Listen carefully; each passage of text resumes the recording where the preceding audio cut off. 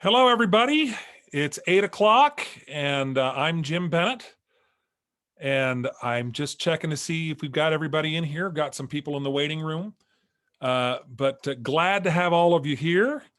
As you probably know, I am running for Sandy City Mayor, and I am holding these town halls on Tuesday nights in order to be able to find out what it is that's on your mind and answer your questions and see what I can do to earn your support. So I see some familiar names. Diane Zundel, I haven't talked to you for years. It's very fun to see your name there. A number of other folks that are coming in. But just to give you a brief overview as we go ahead, I'm also going to, I'm going to go into the chat and I am going to, oh, geez, where's my chat? Dang it, I always mess this up. I want to give you my phone number so you can text me questions if you would like to do that. For some reason, my chat, oh, there it is. Okay, so I'm going to put my phone number in here.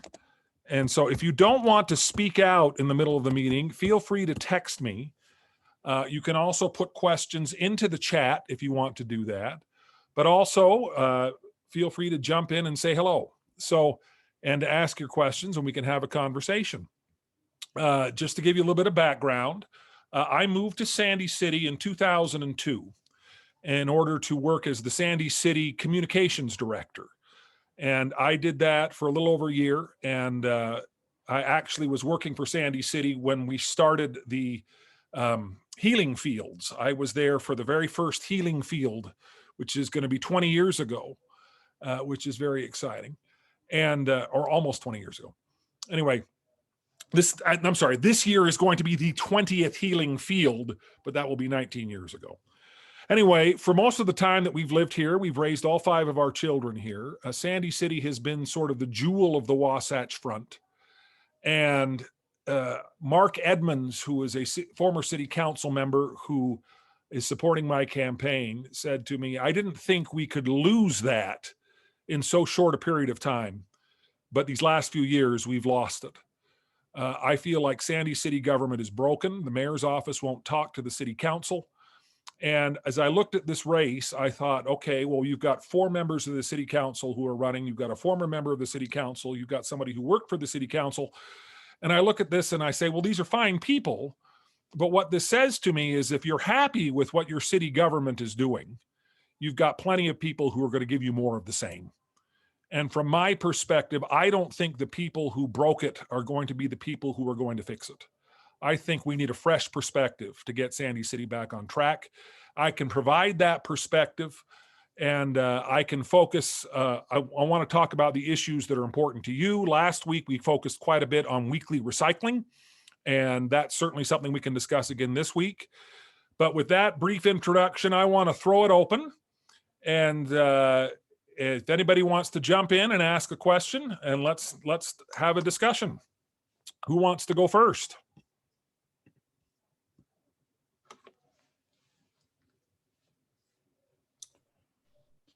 Hi, my name is Paul Brum, and I have a concern about the health department in Salt Lake County is not telling us the truth about COVID. There's a lot of misinformation out there. And I guess the question is, are you willing to fight for the small businesses who potentially may try to shut down this fall, COVID?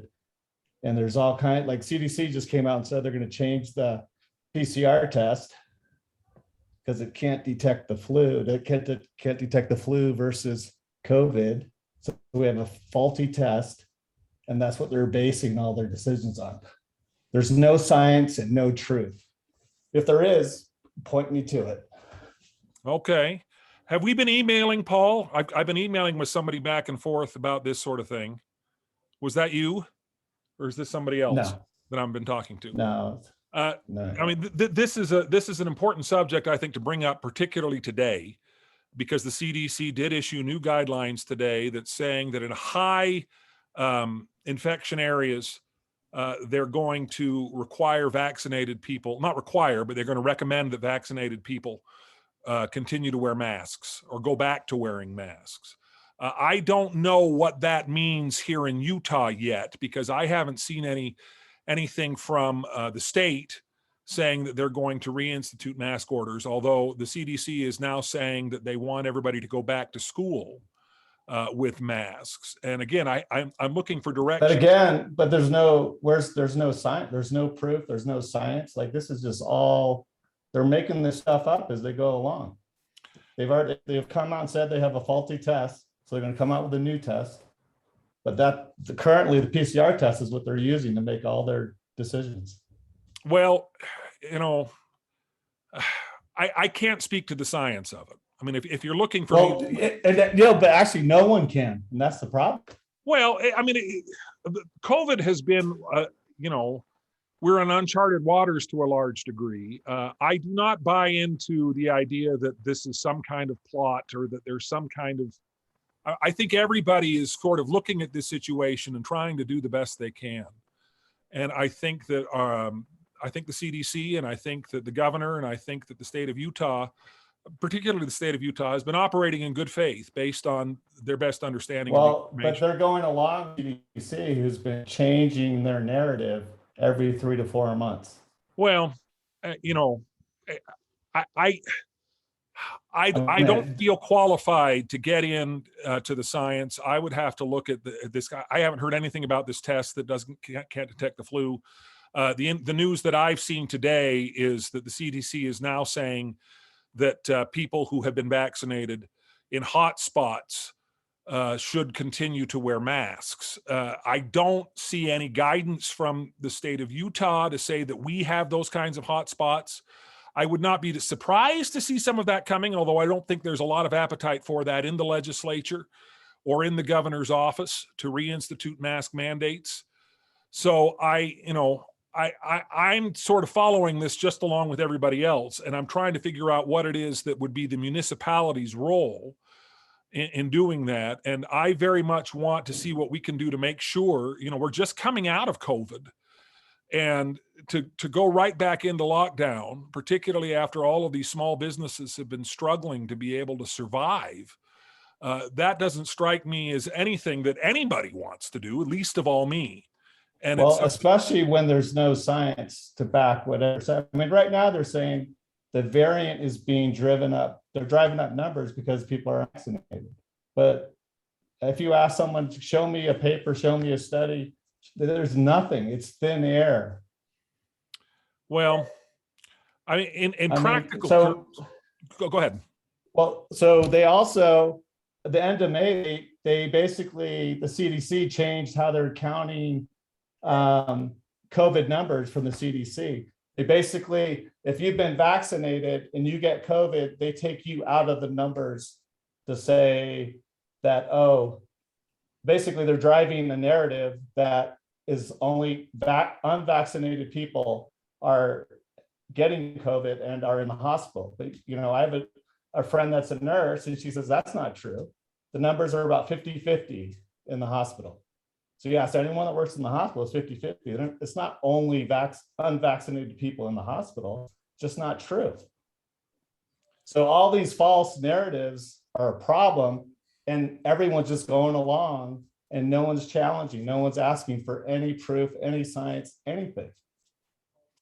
I mean, it's getting ridiculous. But I'm getting a bit of a contradictory message here, because you are saying that people are being hospitalized for COVID, and at the same time you're saying that COVID isn't a problem. Yeah. So what I'm saying is the mainstream narrative right now is only unvaccinated people are getting COVID and are being hospitalized, and that's completely 100% false.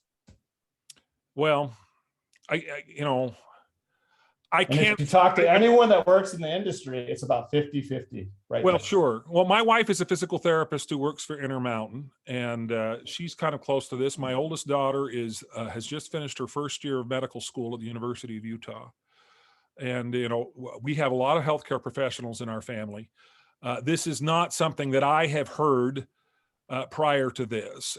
But even if I had, I do not feel qualified or informed enough to push back or on the science of this. I'm looking at this, okay, Yeah, but what is well, my you're not. responsibility as a municipal, with municipal government? If I am elected mayor, what is my responsibility? And I believe my responsibility is to do everything I can in my power to make sure that people can continue to do business without shutdowns, without lockdowns, but be able to do that safely.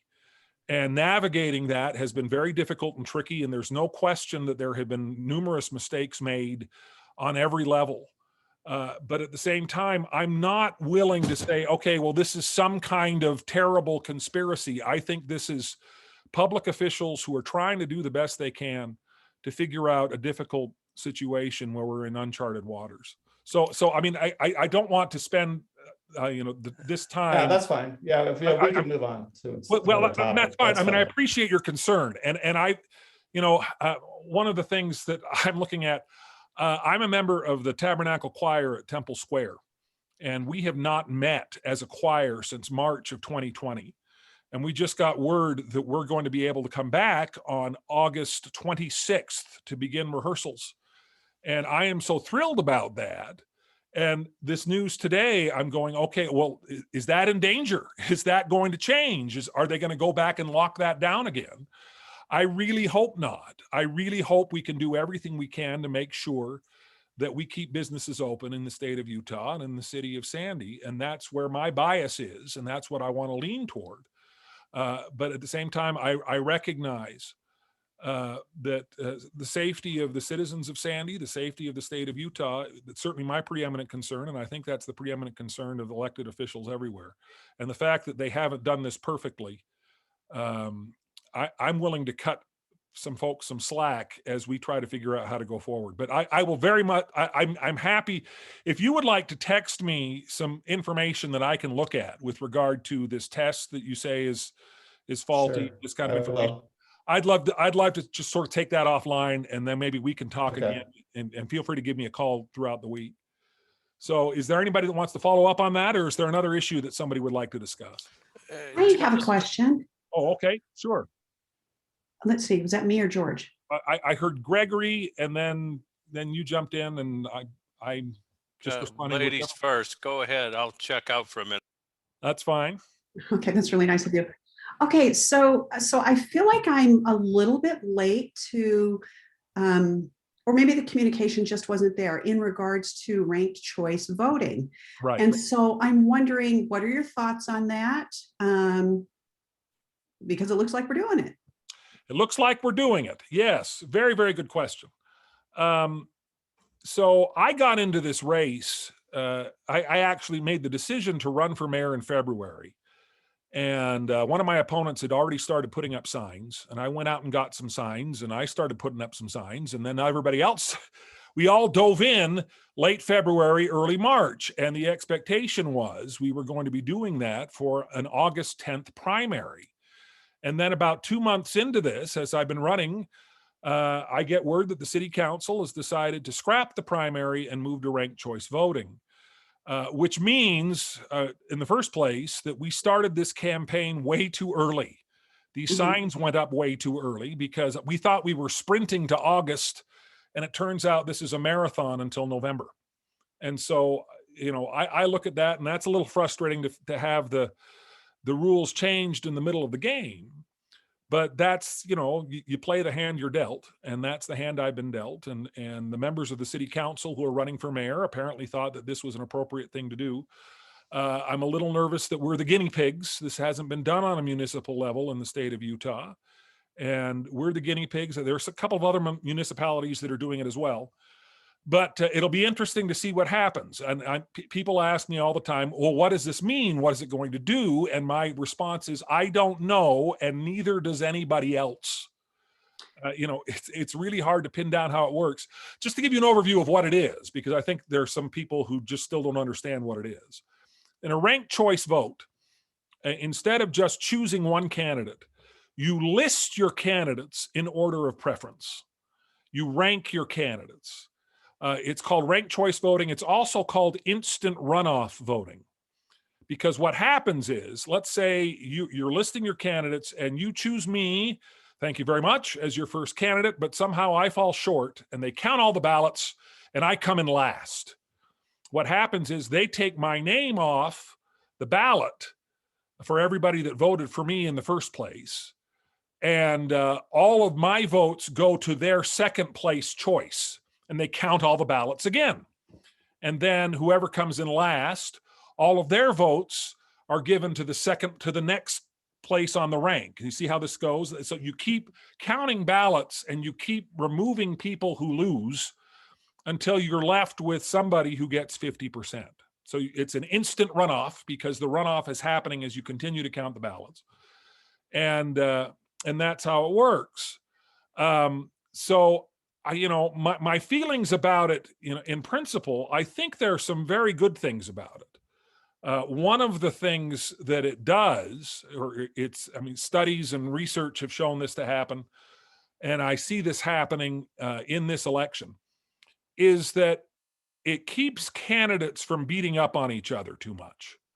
Because if I'm talking to somebody and they're telling me they're supporting another candidate, I'm eager to get their second place vote. So rather than sort of bash everybody else, I'm looking to sort of build a consensus where I can be everybody's second choice if I'm not their first choice. So I think it makes for a more congenial election to some degree. I think it's frustrating because a lot of people don't understand it. People feel blindsided by it. I felt blindsided by it. And it's going to take, I think, a great deal of education. I'm preparing a mailer that explains some of it that I'm going to be sending out within the next month. But, this was what the city council decided to do. And this is the election that I am going to compete in, and I'm going to make the most of it. And so if any of you have decided that you're going to support a different candidate other than me, please consider me as your second choice. So would there be any advantage in only voting for one person, one vote? Because Right. My understanding of ranked choice voting, it's really just whoever wins with that at minimum of 50%. Right. And so your number 3 guy could easily win. So and currently we're just a pilot, is that right? Or is this forever and always? I don't know if it's forever and always or not. I think it is just a pilot. I mean, even if it is forever and always, the city council can always hold another vote and decide to change it back. Okay. So either way, this is what we're dealing with this election. That's one of the criticisms of ranked choice voting, is it tends to reward candidates that don't do anything. I mean, a candidate that can sort of lay low and not offend anybody and just sort of end up in the middle of a ballot can end up doing well if all the other candidates are polarizing. Ranked choice voting does not reward candidates who are polarizing, because they become either the first or the last choice, and so a candidate that just kind of lays low and doesn't make any waves can sort of drift into office if we're not careful. So okay. Thank you. That's a genuine concern. Okay. I am hopeful. I am trying to get as many first place votes as I can, and to do so in a way that that doesn't offend anybody, if that makes sense. So that I mean, I am hopeful. I mean, I'm giving you a little bit of my inside baseball campaign strategy. But as I look at this race, I'm the only candidate in this race that isn't connected to the city council. And right now, people are very frustrated with the city council. But there's a principle in politics where they say, people hate Congress, but they love their congressperson, right? So if you hate the city council, but you love your city council person, I think I'm well positioned to be your second choice. Go ahead and vote for your city council person, but you probably aren't going to vote for another one of the people on the city council. Hopefully I can be your second choice. And I think in that kind of structure, I can work to do this well. So, Okay, thank you. But nobody knows. I just got a text. It didn't have a name attached to it, but it's a question.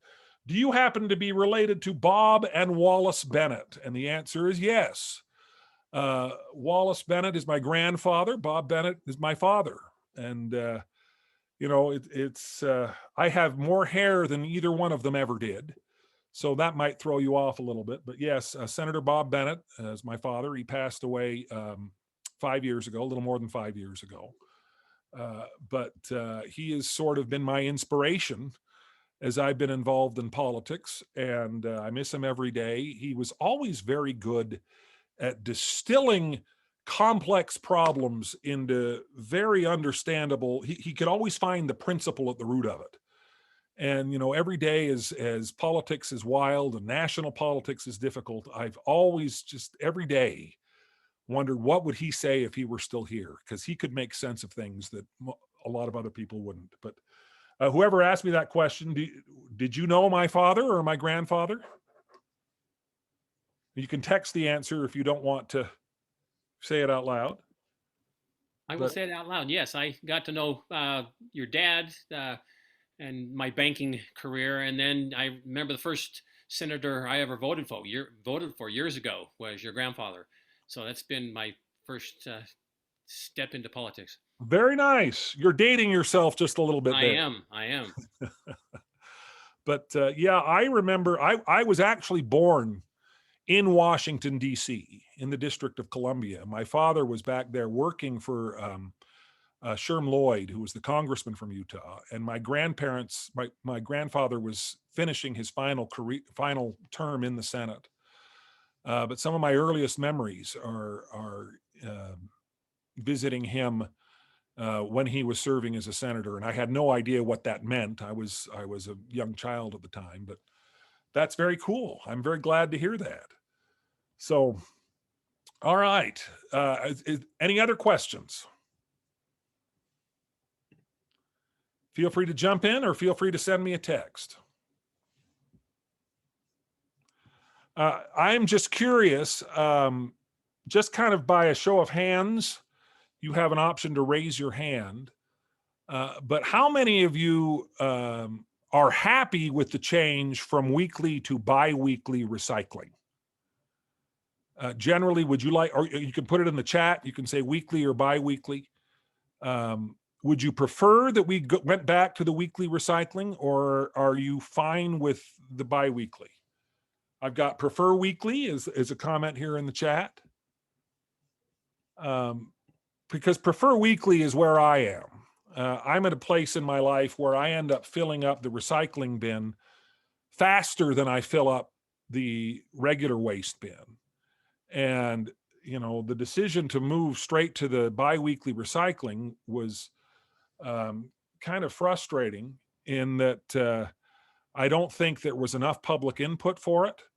And I think we were left with a false choice. The choice was, well, either we can raise prices. I got another prefer weekly.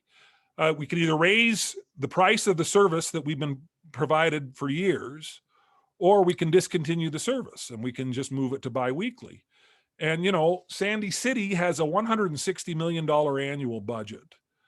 And preserving the recycling, by the estimates that I have seen, is somewhere in the range between $100,000 and $200,000 a year. And I just think that the third option is there's got to be some way to restructure city government so that we can continue to provide a service that people in Sandy City have come to rely on. So that's kind of where I am. I've got one that says fine with either. And I've heard that too.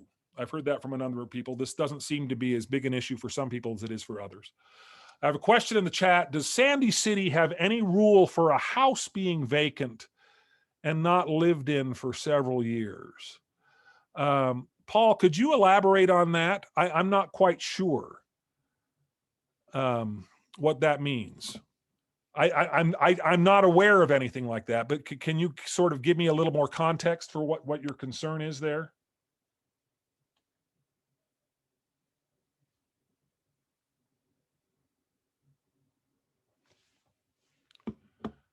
Oh, okay. I'm not hearing from you. That's all right.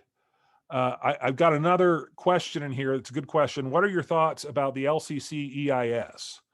It took me a second, but I'm assuming you mean the Little Cottonwood Canyon Environmental Impact Study. Is that correct?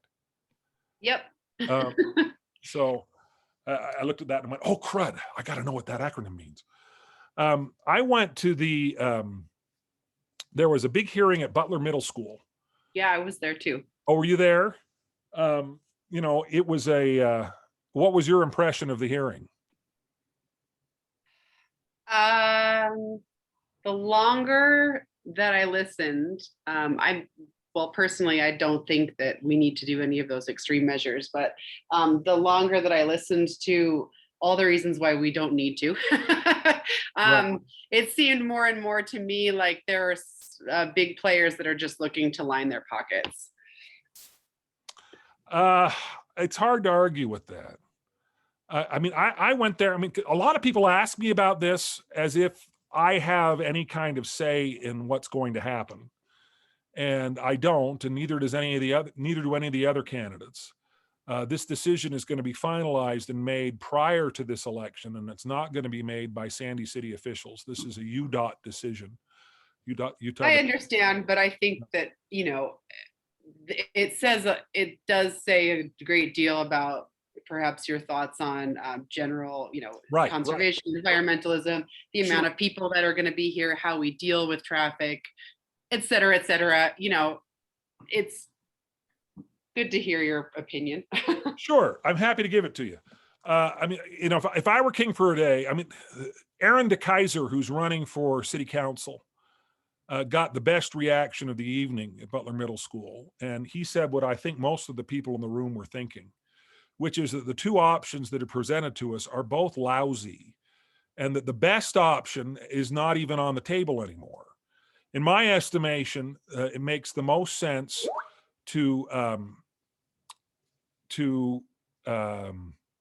sorry, I just had another text come up here. It makes the most sense to do what they've done in Zion's National Park, which is they've closed Zion's National Park to private vehicles, and they only run trams through, and it's greatly improved the experience for everybody, and it's done so at a minimum of cost. And it's lowered the environmental impact of people in the park because you have fewer vehicles, and it's just greatly improved the experience. You're not driving around and looking for a place to park for the entire time you're there. And I look at this, that's something we could do today if we wanted to do it, and it wouldn't cost the state anything. And it's also something that we could reverse when we don't need to do it. Many people at this hearing were pointing out the fact that this is a solution to a problem that is only a problem for 15 to 30 days out of the year during the peak ski season. In the middle of the summer, we don't need to have a gondola or a dedicated bus lane or anything else like that that's on the table. And so we could open it up for private vehicles for other parts of the year. And this is something, and it wouldn't require any kind of additional investment. I look at this and it's like, we're going to spend $1.5 billion on a gondola. Isn't this the state of fiscal responsibility and limited government? Why are we doing this? But all that said, I really feel as if the decision has already been made. That they're going to build a gondola that's going to launch from Sandy City and go up and stop at the ski resorts. And the reason I think the decision is made is because the other option that is still on the table is a really lousy option. They want to dynamite the canyon to expand it and add a dedicated bus lane. And the environmental impact of that would be severe, and the expense would be as much to build a gondola, and it would be more to maintain it. And I feel as if the reason they've kept that option is to make the gondola look good. But that said, I think that's where we are. And as my job, if I am fortunate enough to be elected your mayor, is to make the most of that and figure out a way to mitigate environmental damage, but at the same time, capitalize on whatever opportunities might be available for Sandy City. And I think there are significant economic opportunities, particularly since the launching station for this gondola, the sort of launching pad, is going to be near empty storefronts. The huge, the Shopco building that's up there is I think, really well positioned to be able to have a new anchor tenant come in if there's this huge new population of people that are using a gondola to go up the canyon. And that would bring in a great deal of revenue to Sandy City and do a number of wonderful things. So I think there are opportunities to be had here. I really wish that they were considering less destructive and less expensive options. But given where we are, I think that we need to make the best of the situation that we're in. So I'm okay. Yeah, I've got another weekly here. Okay with bi-weekly with hopes of enough budget to keep spring and fall cleanup. Karen, that's an excellent point. The bulk waste pickup, the challenge with bulk waste pickup is that it's been canceled largely in response to the Department of Environmental Quality in the state of Utah, who are concerned that people have put out their bulk waste way too early. And as a result, it's there when it rains and the waste gets into the stormwater and that gets into the water supply. And the frustrating thing is that Sandy City was presented with that information and the response was, okay, well, let's just end the bulk waste program. And this last spring cleanup is the last scheduled bulk waste program that we have on the books. And I think that that's a really extreme reaction to a challenge where I think we could go back to the state and say, what would happen if we strictly enforced a 3-day window whereby people would have 3 days to put their waste out on the curb, and they would be ticketed if they didn't do that. I've got, hold on, didn't we just move to a dumpster program? The dumpster program that they're talking about is a program where you can request a dumpster at certain times of the year. It's not necessarily, it's not really a perfect replacement for the bulk waste program. There are other cities that do dumpster programs. I think White City actually does a dumpster program. I think bulk waste is a much, is a much better option. A dumpster program is a compromise that is better than nothing, certainly. But I don't know about any of the rest of you, but we plan what we do in our yard based on every 6 months, knowing that there's going to be somebody to come pick it up. And the additional difficulty of making sure that we have the ability to get all that stuff into a dumpster, I think is a disservice to the people of Sandy who come to rely on the bulk waste program as presently constituted. So, but that's one of the options. And that's an option that's actually come up as a result of the outcry from the cancellation of the bulk waste program. But I want to return to the bulk waste program that has been here since I've been in Sandy City. I mean, this is one of the challenges, one of the reasons I'm running is that all of these things that we've come to expect in Sandy City have sort of just been taken away from us in the last few years. And we've taken them for granted. But I think we also have come to appreciate just how valuable they are. And I want to be able to do everything I can to make sure that that level of service that people have come to expect living in Sandy City is a level of service that will continue going forward for generations to come. But that's a very good question. Does anybody else have another issue they'd like to bring up? Anything else you'd like to discuss?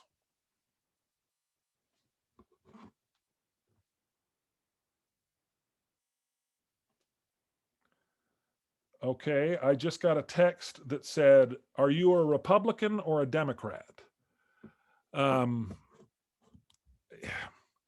Sandy City mayor's race is a nonpartisan race, and it's nonpartisan for a reason. I am very hesitant to sort of dive into that discussion. You know, I've worked in Republican politics for most of my adult life, but to make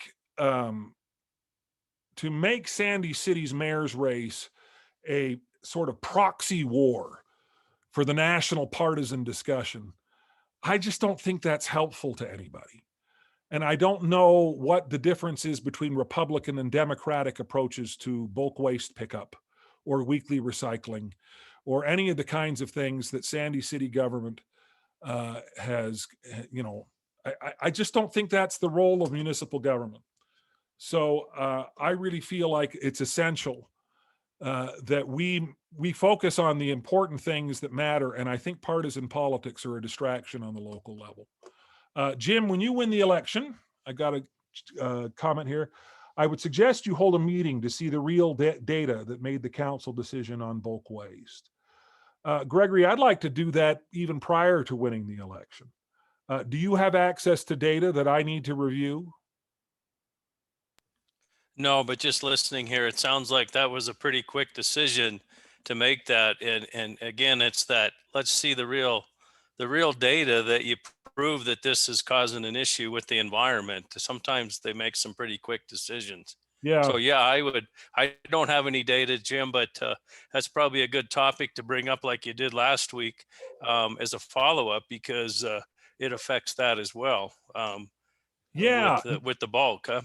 Yeah, I think I'll put out on social media, particularly, that this next week, that's going to be the focus of next week's discussion.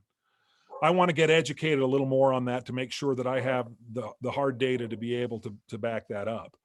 I mean, I know that my opponents and the people on the city council and all of these guys, all of them would like to keep the bulk waste program.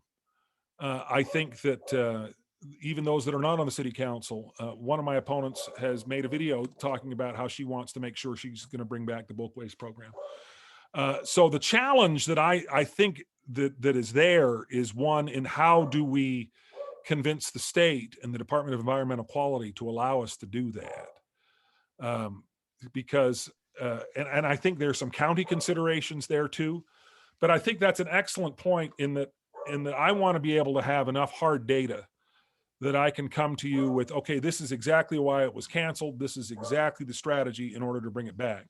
And yeah, I just didn't mean to interrupt you, but I was just going to say, last week, a couple of my friends, Ed and Nancy, were on as well. And I don't know if they were on video, but they listened in, and they're longtime Sandy residents. But, you know, like Nancy said, you're going to see some of this bulk going into empty lots. That's what's going to happen. And I think you have to be realistic about that. It's going to be the midnight, dump it in an empty lot world. And so being on the street, yeah, it's an issue. And sometimes it makes it tough driving through the neighborhoods and what have you.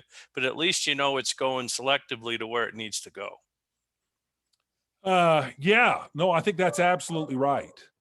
And I think the unintended consequences of just canceling this program outright, particularly when most Sandy residents don't really realize that. I mean, when I talk to people about it, they say, well, I just had the pickup this spring. And, you know, I say, you're right. And that's the last scheduled pickup. And they're just amazed that this isn't something that's going to continue going forward. I don't think that the city council has done a good enough job of educating the people of Sandy that this change has happened or is happening. It's the same kind of thing that we're seeing with recycling. I had a number of friends who said to me, I put my recycling out last week. They didn't pick it up. Why not? I said, well, did you know they've moved to bi-weekly recycling? No, when did that happen? You know, so this is a real challenge, is that I just don't think that the people of Sandy recognize or have been given adequate preparation for the kinds of changes the city council has been making. Paul has given me some more information here. We have a neighbor who hasn't lived in her house for over 5 years. Her dead car has been in the driveway for over 10 years. The yard is dead. Called Sandy City about this a few years ago, and they said there is no law on the books about occupying a home. So there are squatters in this home. Is that what I'm led to understand here? Paul, I want to look into this some more so I can give you a more educated response, but please feel free to reach out to me offline after this meeting, because I'd like to get some more information about this so that I can figure that out, because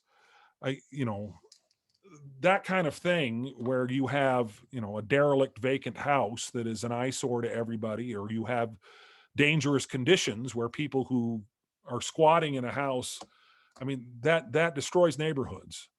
And we need to take action to make sure that isn't happening. And I don't know what the current legal system is on that, and I want to get educated on that. So yeah, please reach out to me after this meeting is over, and I want to talk to you about that more. I saw Leanne Mason come on in. Leanne is my neighbor. Glad to have you here. Gregory, you were trying to ask a question earlier. Was that the question you were asking, or is there something else you wanted to bring up? No, we were kind of beating it that Paul was talking back and forth with you, which is fine, regarding these tests and what have you. But I just posted a little comment out. I like to do it, but out on Facebook yesterday, and it's this whole issue about that's coming back with the viruses and I think the big thing is they talk about trying to figure out what's going on, but the main thing is we got people getting shipped out around this country in the dark and night. We don't even know where they're going. I just heard a stat today on the news that 30% of the people coming across the border are refusing the vaccine, even when they're offered the vaccine.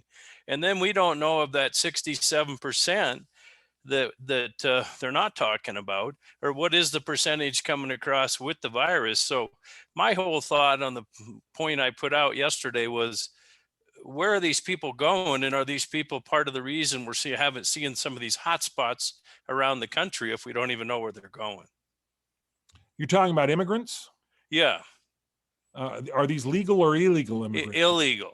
Illegal immigrants. Yeah, I'm okay with legal immigration. I'm okay there, but this issue we got going down south, it just seems like this thing seems to be festering up again, and it's like, where are they going?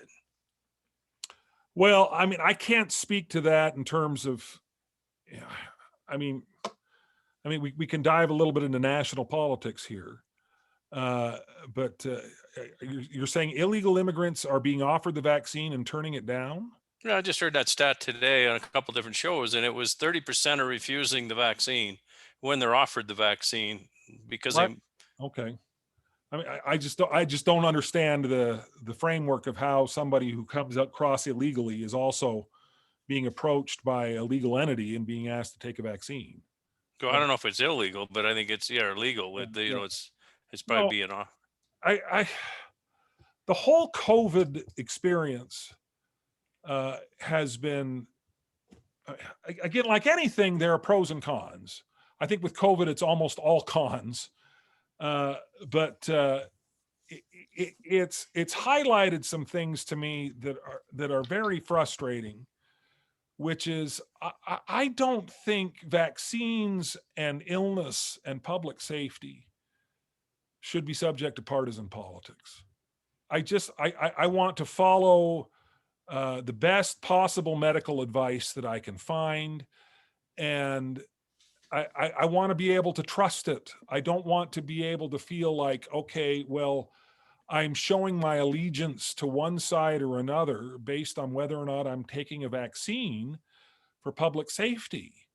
And I don't know how to get there from here, because I think that the discussion has been so colored by bipartisan considerations that it's really difficult to sort out how much of this is good information and how much of it is noise.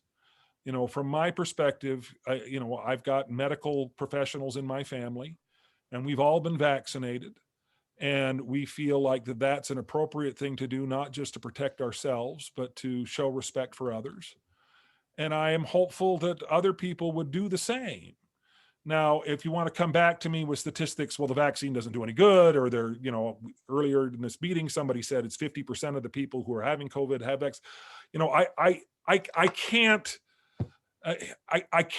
don't have the medical expertise to separate the good information from the noise, and I'd have to go in and do that. But if there's any good that has come out of COVID, and I think some good has come out of COVID, is that it has distilled our experience as citizens down to understanding what is important and what isn't. I had two sons serving LDS missions when COVID hit, and they both came home after only being out for 7 months. And my two daughters, who were both in school, they all came home, and we had 5 of our kids living with us at home during COVID, and we weren't allowed to go anywhere else, but we were a family, and we had this really wonderful, precious time together. And it was like, this is what's important. This everything else, as long as we've got this, as long as we've got our family and we're able to provide for our family, this is what's important. And I think COVID has sort of focused a lot of people on, okay, what's important and what's just noise, not just in terms of medical information, but in terms of, a lot of people have been going into work and then they start working remotely, and then they discover, I can work remotely and I can have a better quality of life working remotely. Maybe I'm going to keep working remotely. There have been little discoveries like that all along the way that have been very helpful. From my perspective, when I had all 5 kids living at home, I do all of my work from home. And as much as I loved having my family here, it was also, well, where am I going to work? Every corner of the house is taken up. What am I supposed to do? I'm used to having this all to myself. But, so the COVID discussion is a very difficult one for me. But I think to focus it on this race, to focus it on the mayor's race and what the mayor of Sandy needs to do. COVID, I think the best thing it did was give us a sense of priorities and give us a sense of an understanding of family and of community. And I think it's the mayor's responsibility to cultivate that sense of community throughout the entire city, that we recognize that we're in this together with our neighbors, with our family and friends, and all of the people around us. And if COVID can direct us outward to say, okay, what can I do to help the other people in this city, the people around me? I think that will be a benefit that will last. But I think that the repercussions of COVID and the negative impact of it is likely to last too, to some degree. So I just hope we can all listen to each other and not, jump down each other's throats, and put community above tribalism, and make sure that we're talking to each other, that we're working together, and that everything we're doing in good faith, trying to help each other and lift each other up. So, okay, I've got a question in here. What is your plan to draw business back to Sandy City? What's the plan to keep small businesses viable rather than being shut down? Diane, those are 2 excellent questions. And the reason why that's such an important question is that the lifeblood of city government is sales tax revenue. It's not property tax revenue. We've got all these high density apartments that have gone in, and the amount of money that city government sees from that is minuscule compared to the amount of money we see from retail businesses and from small businesses in Sandy. And we've seen too many of those disappear over the years. I mentioned the Shopco earlier. That's within walking distance of my home. So is the Fresh Market that closed about 3 years ago. My brother lives on the other side of Sandy, and he's not too far from the Macy's that just closed. And you have all these big stores that have disappeared, and the sales tax revenue that has gone with them is considerable. If all 3 of those stores were open, I don't think anybody would bat an eye about keeping weekly recycling. There'd be plenty of revenue to be able to do that. So bringing business back to Sandy City is an imperative that allows city government to continue to provide services at a high level without raising taxes and without raising fees. So it's critical. So how am I going to do that? Okay, there are two things that I've been looking at. Neither one of them are a silver bullet, but they're things that I think we need to do in order to be able to provide incentives for businesses to come to Sandy City. Because the reality of the business environment now is that Sandy City is not just competing with other businesses along the Wasatch Front or in the state of Utah or any kind of brick and mortar stores anywhere in the world. We're competing with a changed business environment where people can sit at home and order something and have Amazon deliver it to them the next day. And so that mitigates the need for any kind of a retail store to buy those kinds of things. We've got to start thinking about innovative ways to be able to bring businesses back to Sandy City.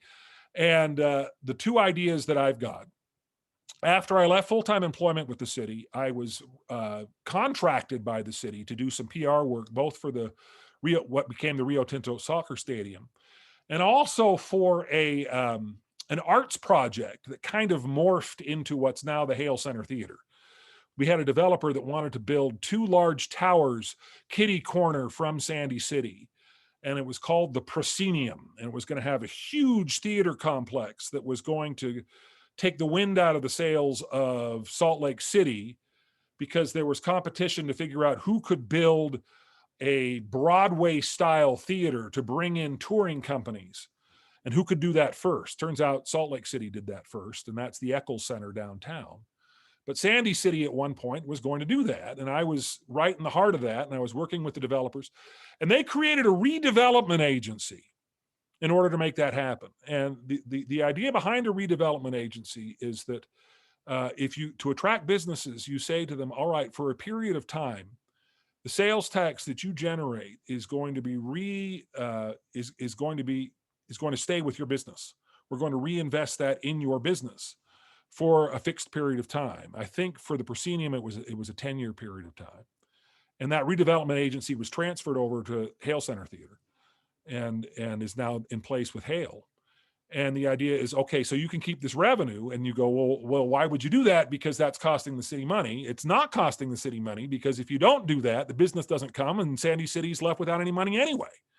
But if you create a redevelopment agency and allow them to keep that money for 10 years, it's an incentive to create something that will last, an anchor, an economic anchor that will endure for long after the 10-year period. And once it starts throwing off money, you start to reap those benefits. And the great thing about Hale Center Theater, particularly, both Hale and the soccer stadium are economic multipliers. The idea is, okay, you build these kinds of attractions, and people who go to a theater show want to go get some ice cream afterwards, or they want to go to dinner beforehand. You create sort of an entire new economic support system for these attractions. You're starting to see that with Hale. You've seen some of that with the soccer stadium. And, I think redevelopment agencies are a tool that we could use to do other things. Somebody else talked to me about the idea of a business development bond, where you essentially bond. We bonded several times in Sandy City. I think we're going to have to bond. Right now, money is cheap. Interest rates are low, and we could bond in order to do things like fix up the Alta Canyon Rec Center and do a number of other things. I had a conversation with a member of the school board who wants to create a joint project where Sandy City would build an indoor pool right next to the outdoor pool at Alta Canyon Rec Center. And, we would share the costs with the school district to do that. And then the school district would pay maintenance costs going forward. And I really want to explore that. But we could bond in a business development bond to create low interest loans that could be repaid in order to be able to maintain the principal of the bond, and provide low interest loans for people who are going to do business in Sandy. I really believe the best way to bring business here is incentives, rather than through any kind of increased taxes or any kind of additional burden to businesses that are already here. I'm worried that that's sort of the instinct of some of the members of the city council. And so those are the two things I'm looking at, but I think we need to think outside the box in terms of what we're going to do. And my background is managerial, both in the public and the private sector. And I don't think that we're seeing that kind of innovation from the stakeholders within city government right now. And I want to be able to bring that sort of expertise to bear to be able to bring businesses back. All right, it is now 8:54. And I always try to keep these under an hour. So if anybody has a final question, I'm happy to take it, or I'm happy to give you a final little spiel and wrap up early. Does anybody have one final thing we want to discuss before we call it a night?